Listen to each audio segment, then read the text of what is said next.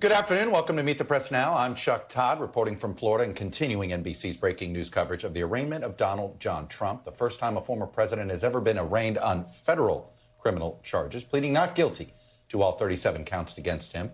The former president departed the courthouse a short time ago. He's now heading to the Miami airport. From there, he will fly back to his golf club in New Jersey.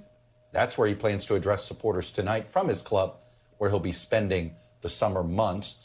Moments before that, the former president made an unannounced stop, though it appeared to be somewhat planned out, as supporters were waiting for him at the well-known Cuban cafe in Miami, particularly for politicians, Versailles. It has been a must-visit spot for Republican candidates, whether you're running for dog catcher or president of the United States.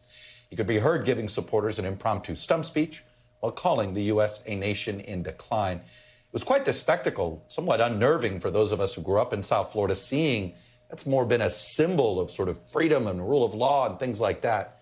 To see it in a moment like this was startling for some of us. But let's back up for a moment. Here's how we got there. Mr. Trump left his club in Doral, Florida, not very far from downtown Miami, earlier this afternoon. He arrived at the courthouse shortly before 2 p.m. Then he was booked, electronically fingerprinted, and appeared before a magistrate judge.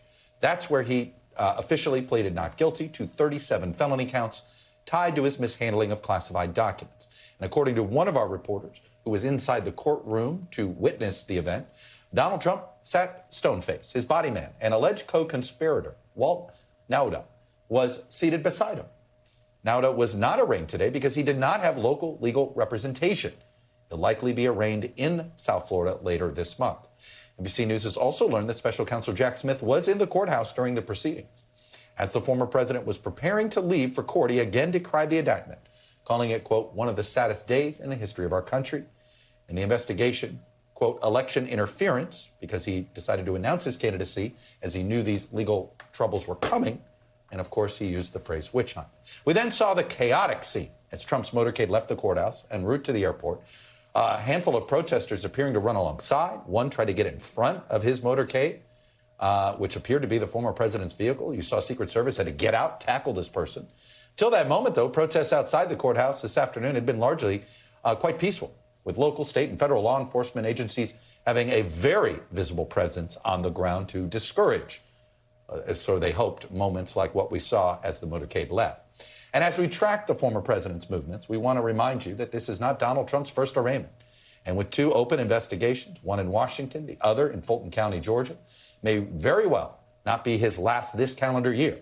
And yet the former president, twice impeached, twice indicted, who was also found liable for sexual abuse and defamation, remains the Republican Party frontrunner for the presidential nomination. Frankly, it's not that close. Thanks for watching our YouTube channel. Follow today's top stories and breaking news by downloading the NBC News app.